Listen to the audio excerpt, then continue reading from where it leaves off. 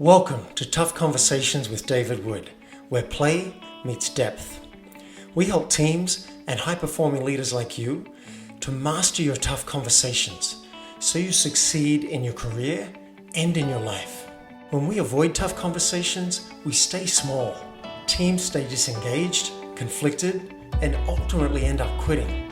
When we lean in and master our tough conversations, they become the defining moments that literally shape our careers, our relationships, and our lives.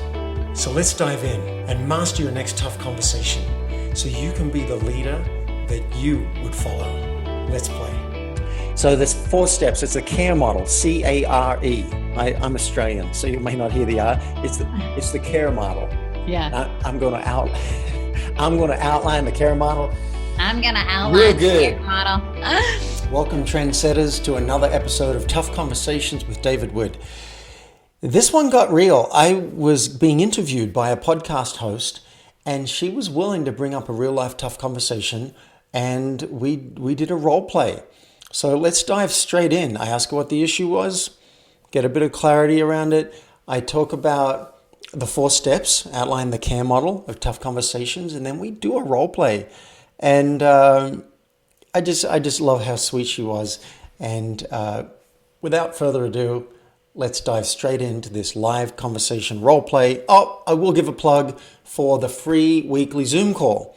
If you want to role play your tough conversation, then go to playforreal.life/Zoom register, and you'll get a reminder 2 hours before every call. It's once a week. And you can bring that, and during the pandemic, I'm opening it to office hours. You can just bring any issue that you have and get some free coaching from me. All right, let's dive into this role play with podcast host Samantha Skelly from Hungry for Happiness. Just broadly, who's the issue with and what's the issue in a nutshell? So the issue is with a very close person to me. And is that enough information? Yeah, close person. And the issue is just a lot of challenge and resistance when it comes to communication. I never feel heard. I never feel like my words matter at all. A lot of what feels like just aggression towards me, annoyance towards me, lacking this just connection, lacking heart-to-heart connection. This person has like never asked me a question about myself in years, or what I'm up to in the world, or what I'm doing, or that kind of thing. Yeah. And my desire is to be really close with this person and to have a really solid relationship. And it just feels like there's no interest, or it's not a priority. I promise you this is going to be awesome. Yeah. Edgy and vulnerable, right? I can get that this is, I feel like I don't matter to my friend. I think that's what I'm getting here. I feel like I don't matter, and I want this person to show interest in me and show that they care. Mm-hmm. Yeah. And what if I ask for that and I don't get it? Yeah. I feel like rejection. Yeah. Worst fear confirmed. So I get the vulnerability. Let's dive straight to the model. I'm just going to outline it in general for people so they understand quickly what the model is, and then we'll dive into this, and I'll be you, and I'm going to gently and vulnerably and hopefully artfully open up this conversation with the friend. Beautiful. So there's 4 steps. It's a CARE model, C-A-R-E. I'm Australian, so you may not hear the R. It's the CARE model. Yeah. I'm going to outline the CARE model. I'm going to outline the CARE model. Yeah. CARE, and it stands for clarify, ask permission, reveal and request, and inquire into their world. And I'll go back through those steps a little. For the clarify, this is just for you. There's a worksheet in the download, and we'll give you the download at the end of the show, listeners, if you don't want to write all this down. And that first step is like fill in the worksheet. And it'll ask you questions like, what's your hope? What's your fear? What's a request you could make? What might this look like from their point of view? This is a golden step because you get to learn and you get to grow just in doing the worksheet. You may choose after doing the worksheet not to go ahead with the conversation. There's a checkbox that says, I am willing to accept the possible consequences. And if you're not willing to accept those consequences, don't have it. All right, next step is ask permission. You don't want to just blindside somebody, so we're not going to blindside your friend. And here's the formula, ninja formula, which can give you access to bringing it up. And here's the formula. So-and-so, there's something I haven't been saying. And I haven't been saying it because, and you insert your fear from the worksheet. But I've decided I do want to bring it up because you insert your hope. Do you have 10 minutes now? So it does so many things. It asks for consent. It lets them know it's a bit edgy for you, shows your vulnerability, and it shows positive intent because you're sharing your hope. All of those things will help you avoid landmines. And then reveal and request is pretty simple. You share the issue with them, you reveal it, and if you have a request that could help things move forward, and I already have a request for your friend, then you make the request. And then step 4 is so important. And Samantha, this is the one that I forget. This is why I need the worksheet, because I will forget this 4th step. They might say, oh yeah, I'm willing to do that. You say, great. Well, thanks for listening. I'm done. No, step 4, inquire. How is it for you that I brought this up? Is it awkward? Is it embarrassing? Is it inspiring or something else? I'm just curious. How is it for you? And do you have better ideas than what I've come up with? I want to hear anything you've got to say. And then you shut up and you listen. This is where you can get collaborative and work it out together. It's beautiful. I love that. That's so clear. Yeah. Any questions or comments on that before we dive in, or are you just breathing and prepping yourself? I know. Can you see me? You guys can't see because you can't see the video, but I'm just like moving back and forth, doing some deep breaths. I'm like, all right, David, I got this. Put me in, coach. Put me in. Let's do step 1. I'm going to clarify that with you first before we role play. So I already heard the issue. You don't feel heard. You feel like your words don't matter, and maybe like you don't matter. And you're feeling some annoyance and anger coming at you, and you'd like to be asked about you. What's your concern or fear here? How could this conversation go wrong? He could shut me down, become defensive, get angry, say he doesn't have time for the conversation or time for me. Great. That's plenty. And what's your hope? How could this go really well? What would be a great outcome? My hope is that we come to a place where we are reconnected. We are back in heart-to-heart connection.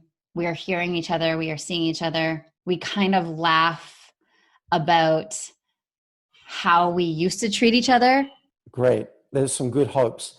And I think there's a request in here. What could you ask him for that he could do that could move you both forward? Something simple. My ask would be just to ask me questions about my life or be interested in my life. Something that I think would be great for you guys to try. It's called the curiosity game. And it's basically 5 minutes each way. And one person just asks whatever question comes into their head. And if they can't think of one for 2 minutes, then there's silence for 2 minutes. They just sit and they just think. They can ask anything they want. Mm. And it can be awkward at first. I didn't like it because I'm like, I'm not curious. I just don't have questions. But I found some. And it was really, really fun. And the 5 minutes flew by. And when the timer went off, I'm like, no, oh, more. So I think that would be really, Beautiful. that's not part of the tough conversations thing, but I think that could be great for you to try. All right, that's plenty. So let's do it. I'm going to be you. Let's call your friend Fred. Fred. Yep, to protect the anonymity, and let's dive in. Okay. All right. Hey, Fred. Do you have a few minutes to chat? I got something in particular I want to talk about. Yeah, what's up? Thank you. Well, I realize there's something I haven't been saying. I've been a real chicken, to be honest, and I haven't been saying it because I'm worried that you might shut me down, or you might feel defensive. You might get angry at me, and so I just didn't want to bring it up. But then I decided I do want to bring it up because I really want to feel closer to you. I want to feel more connected. I want to feel seen and understood. And I'm hoping too that maybe, one day we can even laugh about the past and some of the, the crappier things from our childhood. So I've decided I do want to bring it up, and it'll probably take me about 2 minutes to share it. Would that be okay? And do you have the time now? Yeah, go ahead. Thank you. Well, I appreciate that. That's big. I was worried you'd say no. So thank you for that. What happens is I want to feel like you're interested in me. Maybe you are interested or maybe you're not. I don't know, but I want to feel like that. And often when we talk, I don't feel like you're curious about me or what's happening. And I would just love you to ask me some questions about me from time to time. And I'm wondering two things. I'm wondering, one, if you'd be willing to do that. And two, I'm kind of curious, how is it for you that I'm even bringing this up? Like, is it weird? Is it awkward? Is it embarrassing? Like how is it for you that I'm even bringing this up right now? Well, I've told you before that there's nothing, I don't have anything against you. I don't know. I just am the way I am. It's fine. Okay. I mean, it's fine. Okay. So what do you think? So it's okay for you that I'm bringing it up? It's not too weird? No, it's fine. All right. And what do you think about the idea of, do you feel like you do ask me about my life? I'm just wondering if I'm off base there, or do you feel like, yeah, it's not really your style or way to ask? I don't know. I guess I've never really even thought about it. Right.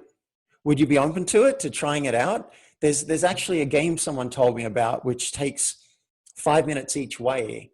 And I'd really like to try it. It's just 5 minutes where I would ask you any question that comes into my head, and you can pass or you can answer, totally up to you. And it's called the curiosity game.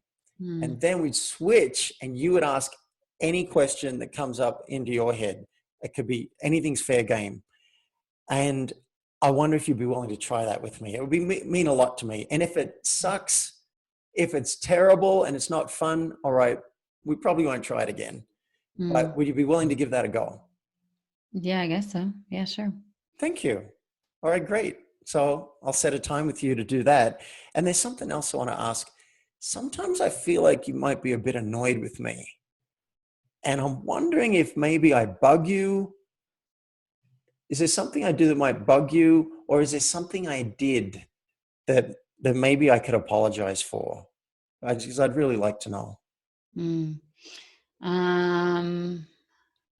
Well, I mean, sometimes you just piss me off because you just give me advice and I don't need it. I don't want it. I can imagine that would be annoying as hell. Here's me telling you, do this, do that, and you haven't even asked me for it. All right.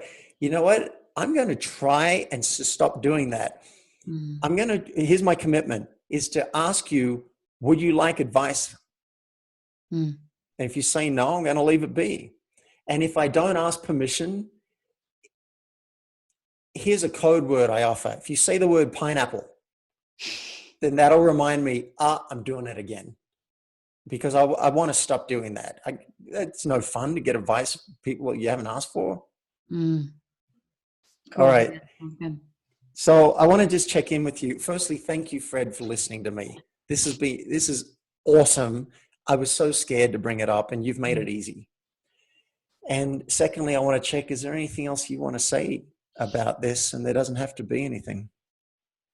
I don't think so. I mean, I don't really see there's too much of a problem between us, but okay. Thank you for chatting with me. I'm glad to hear it. Yeah, I think it's just something that I've been wanting and I didn't know how to ask for. So if we try this curiosity game, it might scratch that itch for me. We can try it out. Sounds good. Yeah. All right, let's stop the role play there. How is that for you?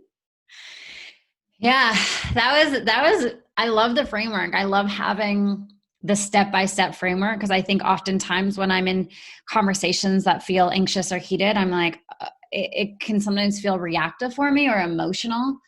When it comes to business, I can be very non-emotional when it comes to business and making decisions and things like that. But when it comes to relationships, particularly like really deep, long-term relationships, I sometimes feel like, oh man, this feels scary or this feels intimidating. And I think that framework is just so clear of like, what is the outcome? What do I actually need? What's the ask? How can I ask the person if they're okay during the conversation? I think that's just so brilliant. Thank you. I recorded it on my phone, so I'm going to do it later. Oh, great. Yeah, it's a murky minefield before you do the clarification worksheet. It's a murky minefield, and it's no wonder that we don't want to have the conversation, because we could just go and step on a landmine. Like it's too vulnerable to just go to someone and say, look, I don't know what I'm going to say or how this is going to come out. Can I just feel my way through? Some people are up for doing that, but when it's very sensitive, fill in the worksheet, work out what you're afraid of, work out what your hope is, because you'll be able to share that with them, and then follow the other 3 steps if you choose to go ahead. So what we did is we asked permission and we got a yes. And in asking permission, we set the context for it. And then we revealed the issue. This is what's going on. And we used ownership language. That's a pro tip on the worksheet. I wasn't talking about him. This is what you do. This, you do this, you do that. No, it was like, this is how it feels for me. And this is what I'm wanting. It may have nothing to do with your experience. Maybe you do ask me stuff. Maybe you are interested. I have no idea. But I want to feel like you're interested. And I've thought of a way that I could scratch that itch. Would you be willing to help me feel that way? He's done nothing wrong. And so that makes it easier when you're going from that point of view. We made a request, because if you just say to someone, I want to feel closer to you. I coached someone on this last week. She wants to feel more connected, but she didn't know how to get there. And she's blaming him for not being more connected when she doesn't even know how to get there. And so we came up with a couple of ways that she could try, a couple of games that they could play. Now there's a request. We got something we can try. Maybe it'll work, maybe it won't. And then we got to inquire a couple of times. I did it early because I realized sometimes you want to slip it in early. It might be really weird for the person that you're even bringing it up. So I don't want to wait till I've said everything. I just, it's a bit of an advanced move. I'm like, look, I want to ask you about that. But before I get to, how is it for you even that I'm asking? Yeah. Because they might have some charge on it. They might feel embarrassed. They might feel defensive. Okay, I welcome that. Let's just talk about that before I get to the issue. And then once I've heard it, okay, totally got it. Anything else before I share more about what I've got? No? Okay, great. This is what I want. This is what's going on. And then at the end, it's come back to inquire. How, anything else you want to say? Oh, no, I feel like there's not a problem. Okay, got it. So from your point of view, everything's good. I'm glad to know that. But if he did have more to say, and I think he did. Great, I get to hear that too, because I don't want to create another tough conversation for him. That now he's got some charge about, I felt all embarrassed and I didn't get to talk about it, or, you know, who are you to criticize me? I want to bring all that out. Yeah. So we talk about it so he doesn't have a tough conversation for me 6 months later. Oh, this is so good. So beautiful. I love that curiosity game too. You've been listening to Tough Conversations with David Wood. Now it's action time. Mastering your tough conversations will have a major impact on your team, your company, and you as a high-performing executive or entrepreneur. If you're ready, request a discovery session with me at playforreal.life so we can transform your team, your company, and you. And if you've enjoyed this episode, I would love you to help me spread this message of tough conversations in a very simple way. Just leave a public review at playforreal.life/podcast. And you may hear me read it out loud and thank you live on a future podcast.